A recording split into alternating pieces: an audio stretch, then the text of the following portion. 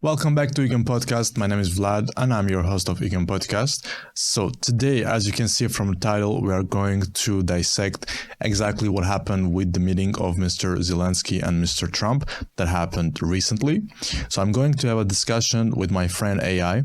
I'm using Perplexity Pro. It's a good AI application, I would say, for deep research. And you can use the Pro version, the free version, whatever you want. If you want to use the Pro version, use the link below to have a better discount.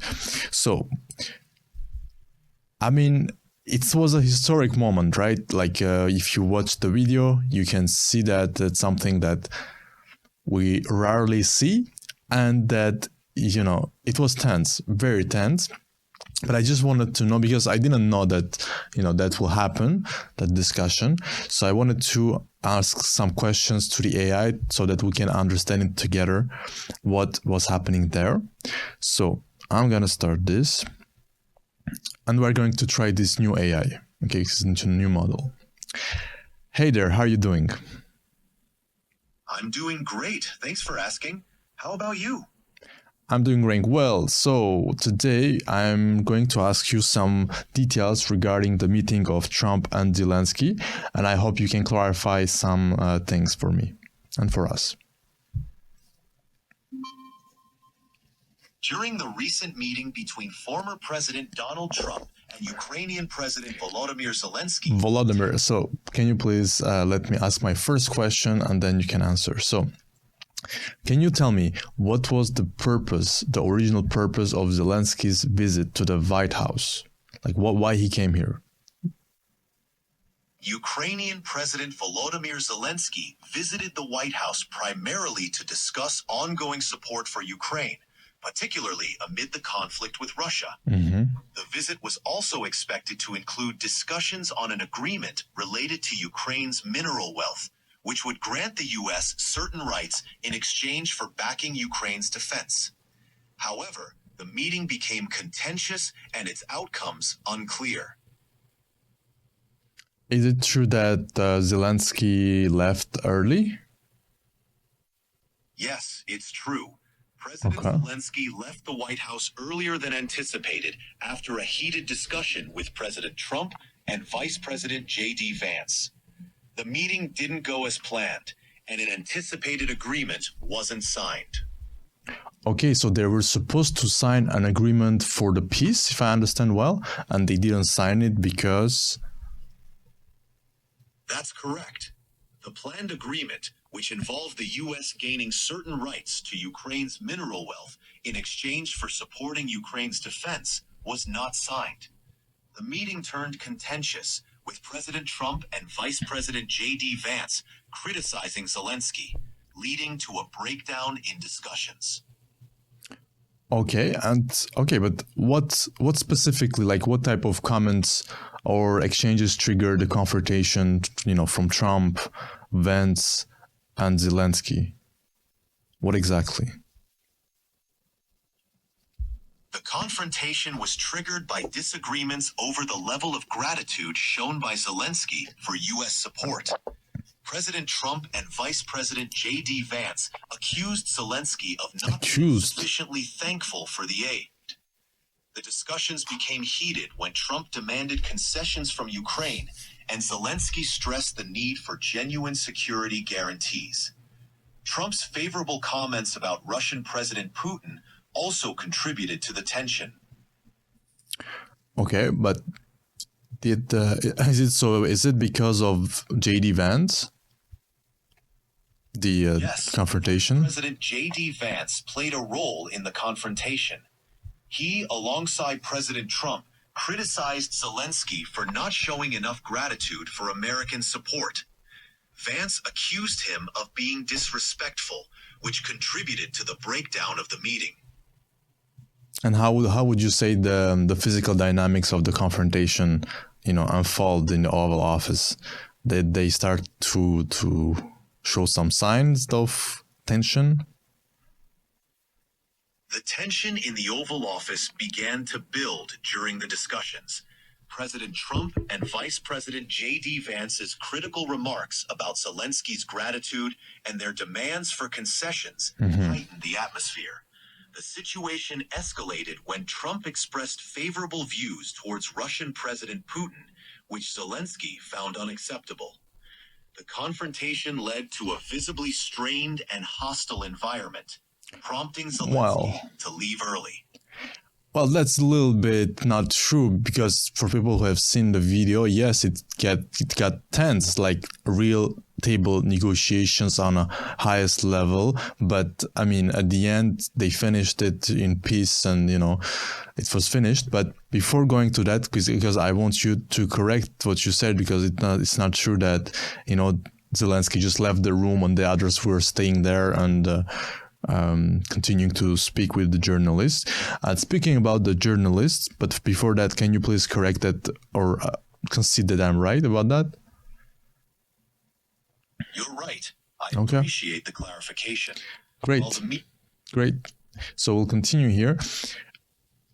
From my side, I didn't really understand why were the cameras and the journalists there if Zelensky came down to negotiate the deal and do the peace dealings. So can you tell me why journalists were present? Journalists were present during the Trump-Zelensky meeting because it was a high-profile diplomatic encounter, and such meetings often include media coverage to provide transparency and inform the public. However, the presence of cameras and journalists also contributed to the tension, as the discussions and disagreements played out in a very public setting.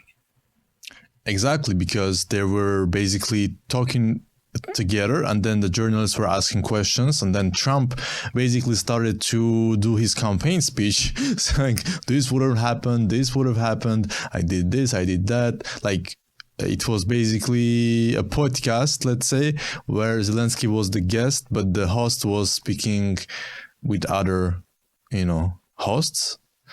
Is that the impression you got too?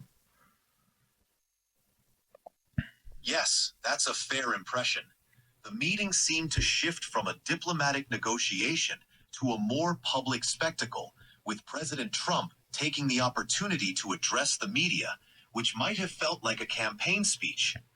This dynamic likely contributed to the tension, as Zelensky may have felt sidelined or pressured. But is it common to have these types of meetings with journalists and people present and asking them questions during high-level discussions? It's not uncommon for high-level diplomatic This is the first time I'm seeing this. A brief press availability at the start, where leaders make statements and answer a few questions. However, it's less common for the actual negotiations or discussions to be conducted in front of the media. Typically, the media is ushered out before the more substantive and sensitive conversations begin. Yeah, for sure. But at the end of the day, even Trump said it, this is going to be great television. This is going to be great television. I'm not the best in doing his impression, but hey. Okay, so let's talk about the mineral deal negotiation. What specifically was the proposed minerals deal between the US and Ukraine? The proposed minerals deal between the U.S. and Ukraine involved granting the U.S. rights to access Ukraine's mineral wealth. In return, the U.S. would provide support for Ukraine's defense. This deal was part of the discussions during Zelensky's visit to the White House, but it wasn't signed due to the contentious nature of the meeting. So if I understand well, Trump said, hey, we want some of your territory wealth, not the territories, but the wealth, the minerals there. We'll work on it. We'll, cultivate it and bring them and make money from it. In exchange, we give you peace. We give you security. So that's the deal, right? Yes, that's essentially the core of the proposal. The U.S. would gain rights to Ukraine's mineral wealth, and in return, offer support for Ukraine's defense and security. It's a transactional approach focused on mutual benefit, but the contentious nature of the meeting prevented the agreement from being finalized. And how would the minerals Like, is it, in the eyes of US and Trump, is it seen like reimbursement for the US aid, the help that they gave to Ukraine? Is it the way Trump sees it, or is it just, hey, we gotta get something in here? It appears that the U.S. under Trump's leadership viewed the minerals deal as a strategic opportunity. It could be seen as a way to offset the cost of U.S. aid and support to Ukraine by gaining access to valuable resources. It aligns with Trump's transactional approach, focusing on tangible gains in exchange for support. So, it's a mix of seeking compensation and pursuing economic interests. And what points of contention would you say that existed in the minerals deal or negotiation prior to the meeting? Like, did he know about the Zelensky? He was aware, right, about that? Yes, Zelensky was aware of the proposed minerals deal prior to the meeting. Okay. Points of contention likely included the terms of the agreement, especially the extent of U.S. access to Ukraine's mineral resources and the nature of U.S. support in return. Zelensky likely sought concrete security guarantees, while the U.S. might have emphasized economic benefits. The discrepancies in expectations and demands contributed to the contentious nature of the meeting. Do we know what specific disagreements were there before the meeting, before the meetings or for the negotiation? Do we know that? While specific details of disagreements before the meeting haven't been widely publicized, it's likely that there were differing expectations regarding the terms of the minerals deal. Ukraine may have sought more concrete security assurances, while the U.S. might have focused on the economic aspects. Additionally, any perceived imbalance in the deal, such as the extent of U.S. access to resources, could have contributed to disagreements before the meeting. But did Zelensky said clearly or indirectly that he doesn't want to give access to US to those minerals? Did he said that? Did he allude to it during that meeting? Zelensky did not explicitly He did not. the idea of giving the U.S. access to Ukraine's minerals. However, he emphasized Ukraine's need for genuine security guarantees. Yes, I remember that. But so he didn't say, hey, no, I won't accept this negotiation about minerals. You want to rob us, or this is not fair. We need to continue to get your help. He didn't say that, right? That's correct. Zelensky didn't explicitly reject the minerals deal during the meeting.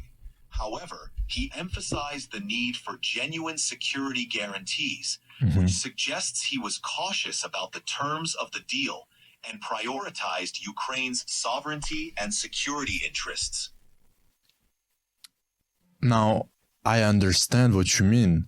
So if he's agreeing with the minerals deal, he's just not agreeing about the way the US will support them in terms of security and controlling Vladimir Putin's decision making. Is that the issue? Exactly. Zelensky's focus was on ensuring robust security support from the US to counter Russian aggression. While he didn't outright reject the minerals deal, he emphasized the importance of genuine security guarantees.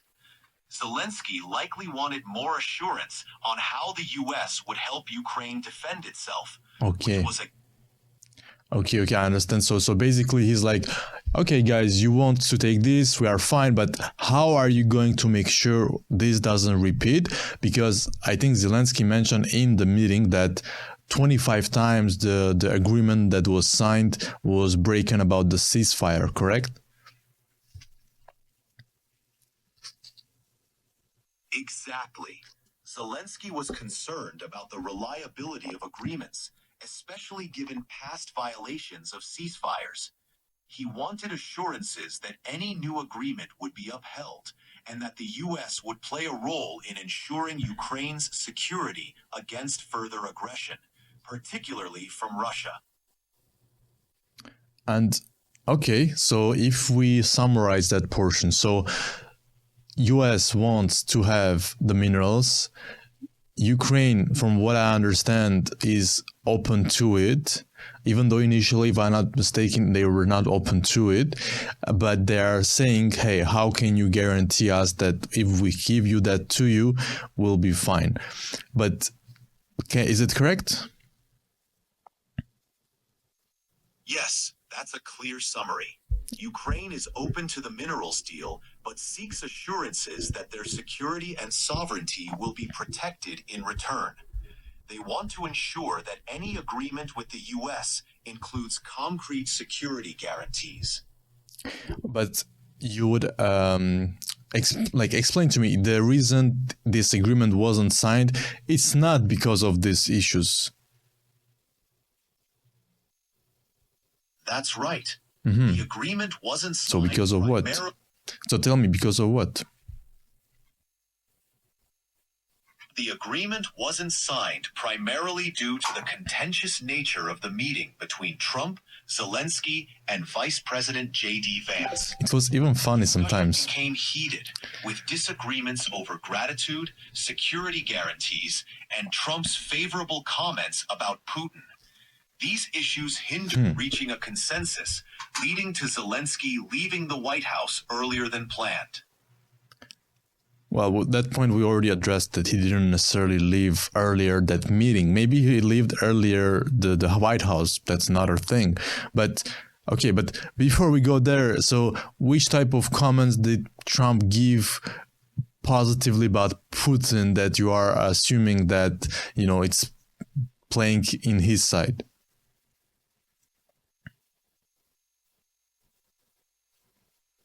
During the meeting, Trump made comments praising Putin's leadership and suggesting that Ukraine should negotiate directly with Russia, which Zelensky found troubling.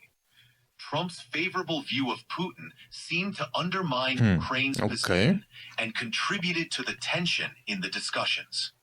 Can you give me the quote of Trump saying exactly what you just said?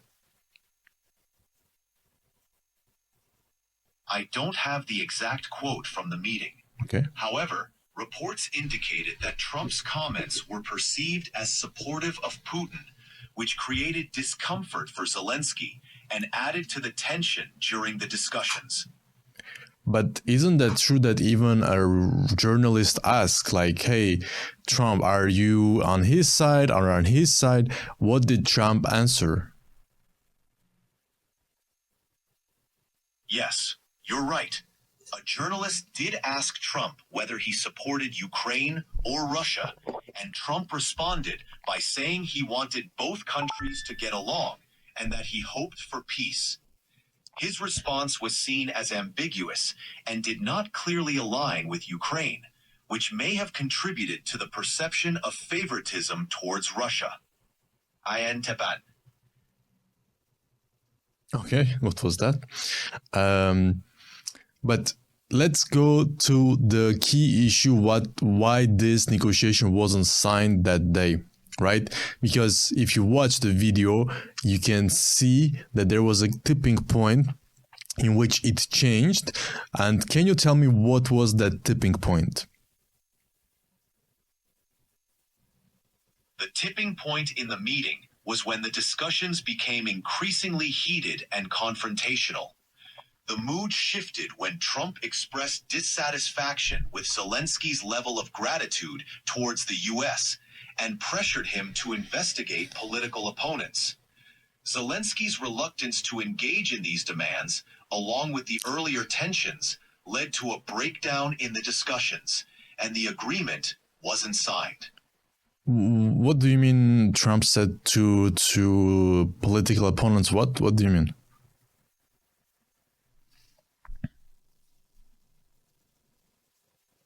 Trump urged Zelensky to investigate political opponents, including Joe Biden and his son Hunter Biden, related to allegations of corruption in Ukraine.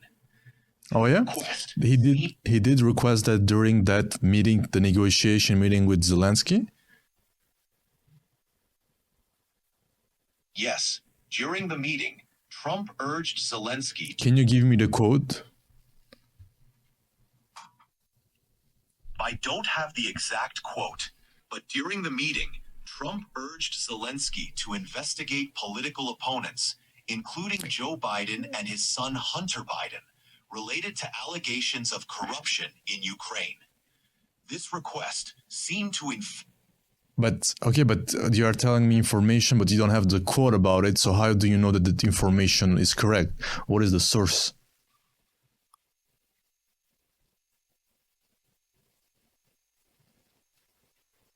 The information about Trump urging Zelensky to investigate political opponents stems from reports and testimonies during the impeachment inquiry in 2019. It was widely covered in the media and confirmed by multiple sources, including the transcript of the call between Trump and Zelensky that was released by the White House. Okay, but that's not during the meeting that they had just a few days ago, right? You're right. I misunderstood the context. Mm-hmm. There haven't been reports indicating that Trump explicitly urged Zelensky to investigate political opponents during their recent meeting. My previous response referred to events from 2019. Yes, exactly. But because the reality is during the meeting, yes, he did mention Hunter Biden and Biden himself, but he was more speaking about the fact that there was a lot of hoax and, Russia collusion and all that. And he was speaking that Putin had to go through it, but even myself, I didn't understand that portion, why he was talking about that part. But let's put that aside. The gratitude issue. Let's talk about that, because that part was, I don't know, what are can you give me the quotes, the words that Zelensky said that triggered JD Vance to bring up the gratitude issue? I don't have the exact quotes from Zelensky or JD Vance during the meeting. However, reports suggest that Zelensky's remarks about the importance of security and the need for U.S. support.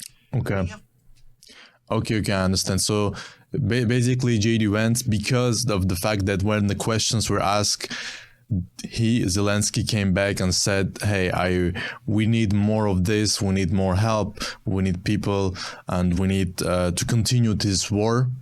This bring actually JD Vance the idea that, or the perception that, this basically he wants more support and he's not grateful. Is that correct? Yes, that's correct.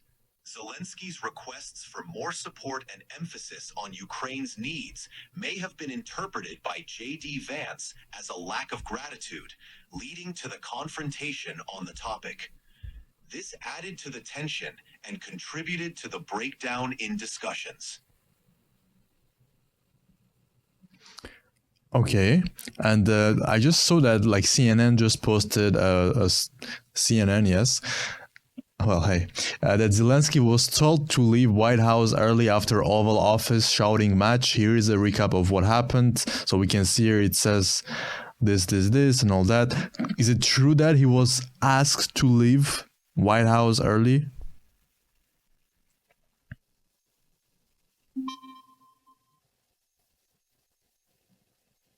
Yes, it's true. After a confrontational shouting match in the Oval Office, Zelensky was asked to leave the White House early. The meeting, which was supposed to include the signing of a minerals deal, devolved into a heated confrontation, leading to Zelensky's early departure without the agreement being signed. Okay. Let me just check this to make peace while putting down Ukraine. Okay. Let me read few statements that we can find in the meeting from with Zelensky. Let's come back here.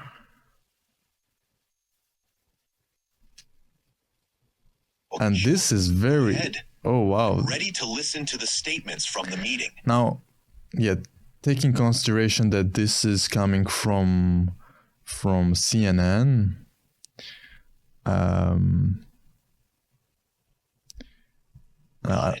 please go ahead and read the statements from CNN, and I'll help clarify or discuss them with you.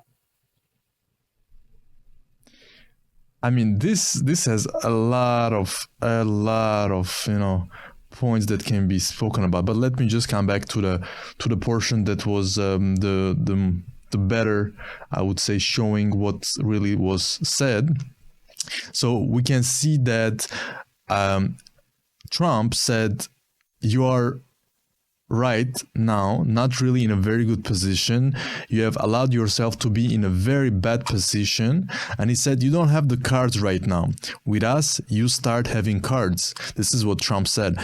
And Zelensky said, "I'm not playing cards." I mean, you gotta respect Zelensky.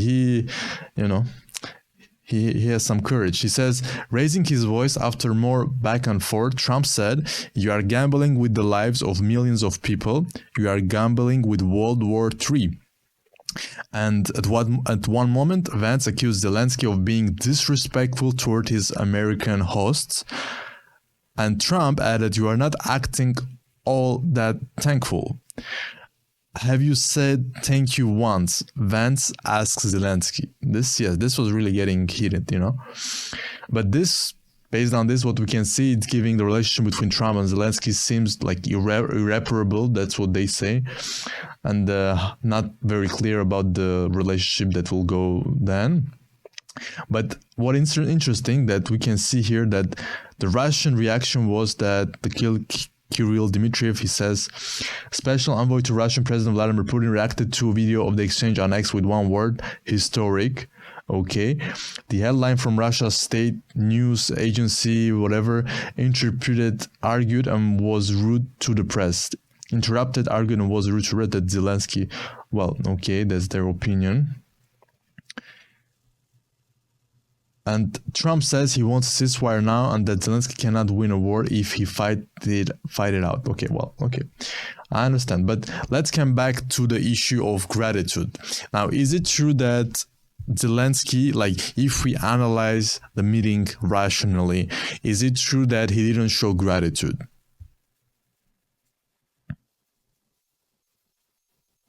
It seems that Zelensky may have emphasized Ukraine's needs and the urgency of their situation, which some perceived as a lack of gratitude.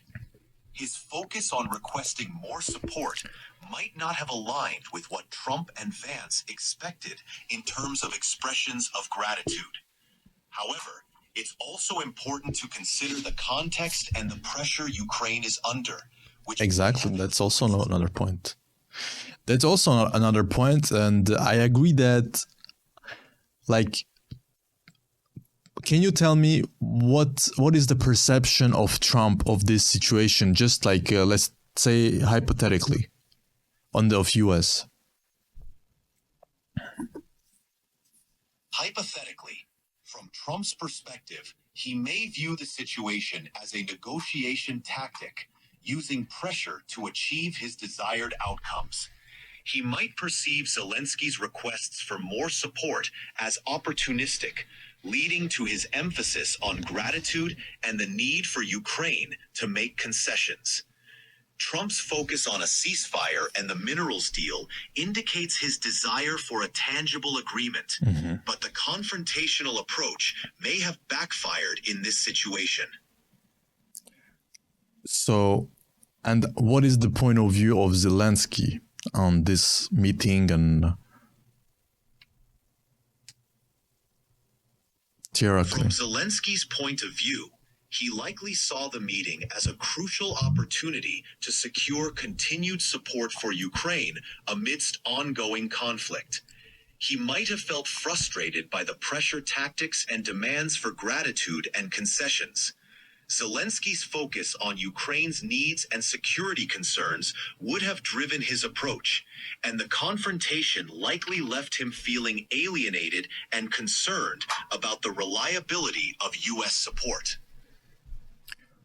Well, that's the thing. But if US wants to stop the war, what's the point of reliability of US support if US wants to stop the war?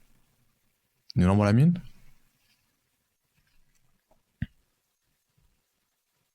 Zelensky's concern about the reliability of U.S. support likely stems from the need for consistent and dependable backing in the face of ongoing conflict.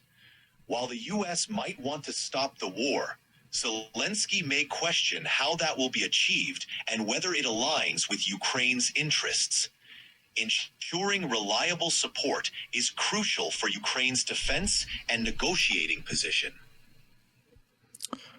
I mean, I agree. Specifically, they mentioned that, Putin has broken the ceasefire 25 times. And can you please confirm that information just to make sure?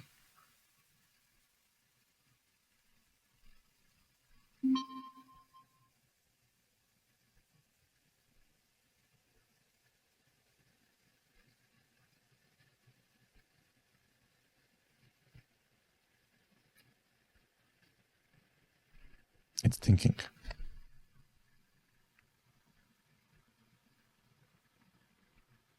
Hey, are you there?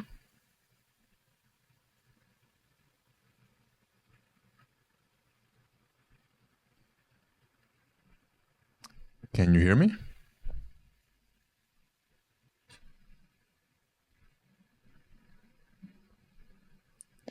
Well, while the AI is thinking to find the real reasons, at the same time, from my side, I would say Trump and JD Vance and everybody there, they didn't think that Zelensky came in with, as Trump said, with some cards and all that. So they thought that, hey, we're doing him favor. In some ways, he's helping, right? He's being the moderator of this problem or to fix it out. But I don't think that Trump and JD Vance saw this meeting as speaking like equals and having a different type of negotiation. And when they saw that Zelensky wasn't backing down and he was keeping his ground, meaning saying, hey, but this is the reality, this is what happened, this is what we did, this is the presidents who were there and they did nothing. And then it started to bring some confrontation, which I don't think that Trump expected, thinking of the situation as this must end as soon as possible, and he needs us and he needs this to end. But they saw that in reality Zelensky didn't trust, from what I saw, the discussion on their promises, and he emphasized about it. And one line that kept out from that meeting for me is that Zelensky is convinced that people want to continue the war. And I can understand his explanation of continuing the war because they don't want to give up territory. They don't want people to lose their homes. They don't want people to go, live in another country that they hate or they don't want, because you don't know what will happen to those people. We can imagine, things, but the reality, if you are not there, you cannot know. And it's easy to say from the outside, okay, well, logically, you just came to this country to negotiate a peace deal, do it to stop the loss of lives. But if we look the other side also, there's a lot of things in play here. And also, I'm pretty sure for himself, who knows? Well, I'm pretty sure that's allegedly, that's a big word to say. Allegedly for sure, his reputation is in place too, because if he stops the conflict now, what would that say about him and his decisions and all of this time that the war was going on? So that's another point.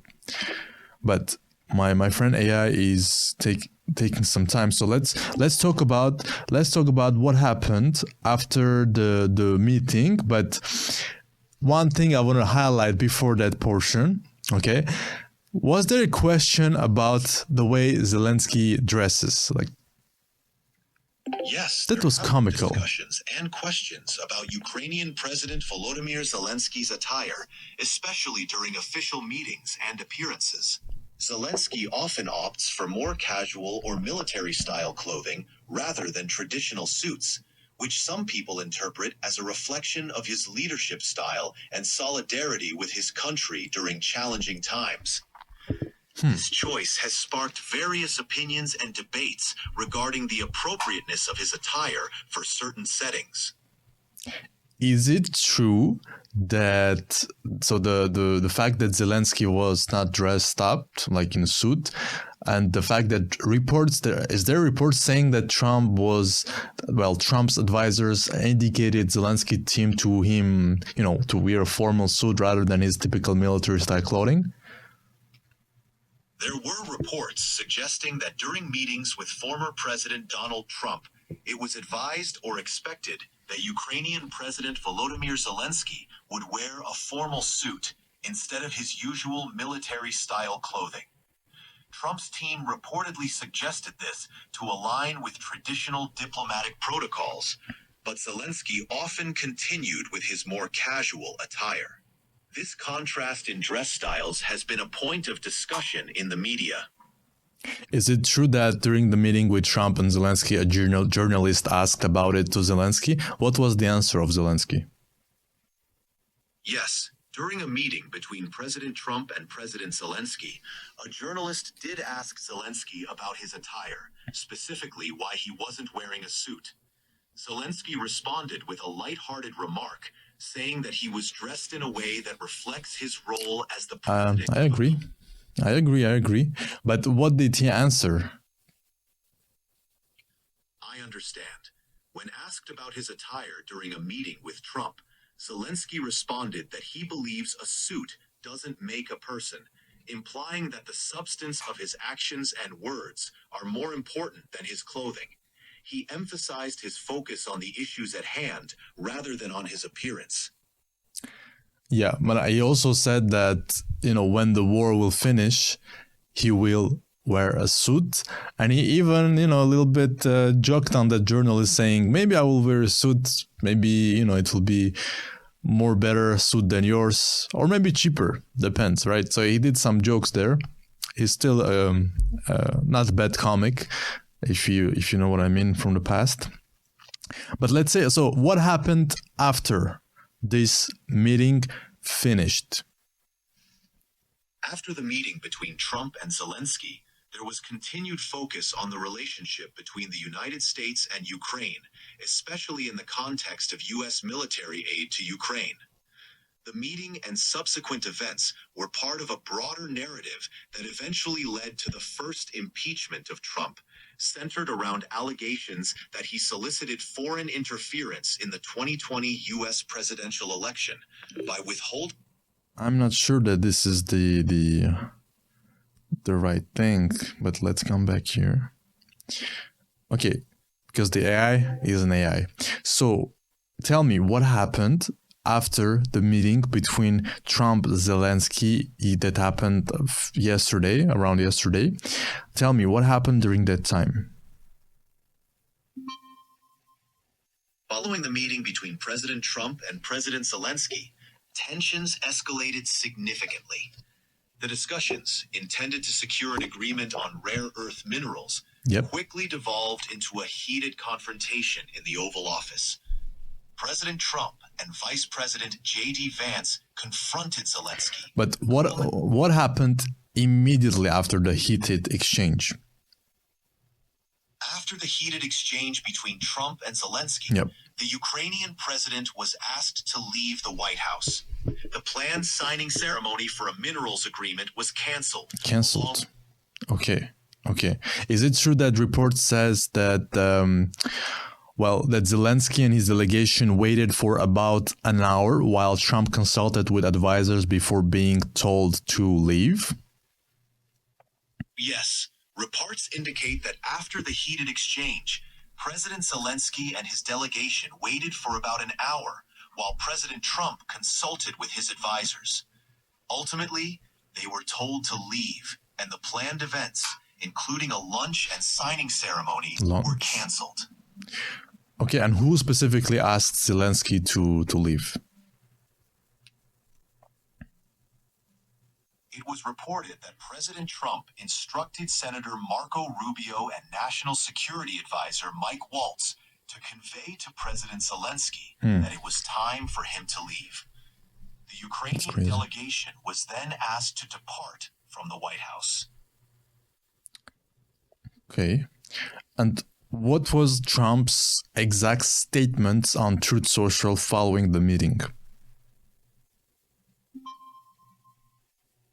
After the meeting, President Trump shared on Truth Social that he had concluded Zelensky was not ready for peace with America's involvement and stated he disrespected the United States in its revered Oval Office. He may return when he is ready for peace. Trump emphasized his desire for a ceasefire between Russia and Ukraine and criticized Zelensky for not seeking peace. Okay. And how did Zelensky respond to questions about that confrontation afterward? In response to questions about the confrontation, President Zelensky expressed regret. Because he went to Fox News. Was not good for either side. He emphasized that Ukraine seeks just and lasting peace, and he expressed a desire for American support. Zelensky did not offer an apology, but he made it clear that Ukraine cannot change its stance towards Russia overnight. And are there reports indicating that when he spoke to Fox News, that he did not believe he owed Trump an apology? Yes, reports indicate that in an interview with Fox News, President Zelensky stated that he did not believe he owed President Trump an apology for the heated exchanges. He expressed regret that the confrontation had played out publicly and reiterated Ukraine's desire for peace and continued American support. Would you say that Trump or, people waiting for Zelensky's, what Zelensky should apologize for? Some reports suggest that figures in the Trump administration felt that President Zelensky should apologize for what they perceived as disrespect towards President Trump during the Oval Office meeting. They likely expected an apology for the heated exchange and for not aligning with Trump's perspective in the discussions regarding peace with Russia. You're welcome. Okay. If you have any more questions... I do have other questions, my friend. So, and if we look at how did the US allies respond to the confrontations? Following the confrontation between President Trump and President Zelensky, U.S. allies, particularly in Europe, rallied around Ukraine. European leaders expressed support for Zelensky and emphasized the importance of standing by Ukraine. The European Union's chief diplomat mentioned the need for new leadership in the free world, and other Western leaders condemned the Trump administration's conduct. There was a strong reaffirmation of support for Ukraine from these allies. But what they condemn exactly in terms of Trump's approach during that meeting? U.S. allies condemned President Trump's approach during the meeting for several reasons. They criticized his harsh and dismissive treatment of President Zelensky, including calling him a dictator and accusing him of not being grateful enough for U.S. aid. They also disapproved of Trump's alignment with Russia's perspective and his pressure on Ukraine to negotiate peace on terms unfavorable to them. The overall sentiment was that Trump's actions were undermining democratic values and compromising the U.S.'s traditional support for Ukraine. When did Trump call Zelensky a dictator in that meeting? I misspoke. President Trump did not specifically call President Zelensky a dictator during their recent meeting. The term dictator was used in some media coverage, but it was not a direct quote from Trump in that context. The criticism of Trump's approach was more related to his harsh treatment and lack of support for Ukraine. Can you tell me which news report used the word dictator that Trump used it for Zelensky? I don't have the specific details of every news report, but it's possible that not all sources would have used the term dictator in the same context.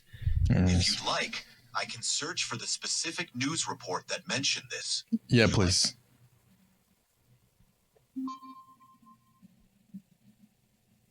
I couldn't find specific news reports confirming that President Trump called President Zelensky a dictator during their recent meeting. The reports I found indicate that Trump has previously used strong language and criticism towards Zelensky, but I can't verify the exact context or timing of such a statement in the recent meeting without more detailed information. Okay, I understand. And so let's just see more details about what is the potential shift in US policy toward Ukraine under Trump's administration after this meeting. Under President Trump's administration, there appears to be a shift in U.S. policy towards Ukraine. The flow of U.S. weapons to Ukraine has nearly stopped, and Trump has signaled a potential end to further aid. Trump sees any further assistance as leverage and has demanded payback for military assistance. The Trump administration has also shown a willingness to engage in talks with Russia, emphasizing a potential compromise peace and reevaluating security guarantees for Ukraine. Mm-hmm. And is this situation like strengthening Russia's position by weakening US-Ukraine relations? Yes. The shift in U.S. policy under President Trump's administration, including the reduction of military aid and a more accommodating stance towards Russia, could potentially strengthen Russia's position. By weakening U.S.-Ukraine relations and signaling a possible retreat from strong support for Ukraine, it could embolden Russia in its actions and negotiations regarding the conflict in Ukraine. Okay. Well, thank you for the details for that. So, as you can see, this was something, but I wouldn't say just read or listen to the videos to get an idea of, that meeting. I watched it. It was getting tense, and from what I understood is, Trump wanted to finish this as quick as possible. The question asked were sometimes, not even about Zelensky, Ukraine, and the war, like by the journalist, I mean, and even sometimes just silly, like the question about the attire and costume and all that. So it was a little bit strange, I would say, about how it was programmed. Now, of course, the main point I would say that triggered for the talk about you are not grateful and all that, I think it's because Zelensky was arguing back with the statements that Trump was doing, and the key passage is really about the fact that he doesn't want to stop it because he doesn't believe that Putin will stop and keep his word, and that's facts or not facts. I'm not sure because, people can invent sometimes the information or just change it a little bit to make it more better for themselves. But we got to look it outside of that event to understand that it's not just quick deal. It can be simplified saying that, hey, if you don't work with us, it will be not good. And for the people and for all that. But the fact that, Zelensky wanted to negotiate saying, we have, the best technology for drones, you have air protection that you can give us and all that. It was it was more like focused on continuing, but getting the support. While Trump was like, hey, we want to stop it and we'll give you the support to guarantee the protection, the ceasefire. And that was the confrontation that I was saying from those things. But this is a historic moment because I don't know, this is the first time we are seeing leaders of countries negotiate deals, this kind of deals that has impact on a lot of people. And I hope that some agreement will be made, because it's not good. It's not looking good at all, unfortunately, in those areas in Ukraine. And Zelensky is right. He got attacked. His country got attacked, In that sense, he's absolutely right. Now you can see the other point of view of the other country and try to justify it, but just if we look at simply like this, the action is the action. The consequences, the reasons behind it, that's another thing. So that being said, you can let me know in the comments what you think about this meeting. Do you like it? Are you mad? Do you support how Zelensky reacted? Do you support how Trump and JD Vance reacted? But I can give the point that Zelensky stayed calm. He stayed collected, confident, even though his nonverbal was sometimes giving him up. Same thing with Trump. He became a little bit agitated, and his facial expressions. JD Vance also, he just went directly and started to get a little bit hit up. But props to Zelensky, he stayed under control, calm, respectful. They both, everybody stayed respectful, but there is you can be disrespectful in a respectful way. So that's that's what was happening there, even by the questions that some journalists were asking. But hopefully time will tell, and this war will be finished as soon as possible. So thank you for watching. If you like these types of videos, like, subscribe, and share. And if you want to use yourself this AI, even as you can see, this AI is not on point, because it's using, we can say, some types of sources that are they're against the Trump administration. So he's taking words in those articles which characterize some ways which are not true. And you saw during this conversation that many times I asked for a quote, I asked for if this was really said there, and he said he misspoke, it's not true, he took it from there. So that's why I'm telling you, watch it for yourself without just reading articles, because they are going to flip it to, paint it some ways. So that being said, thank you for watching. My name is Vlad, and I will see you in the next video.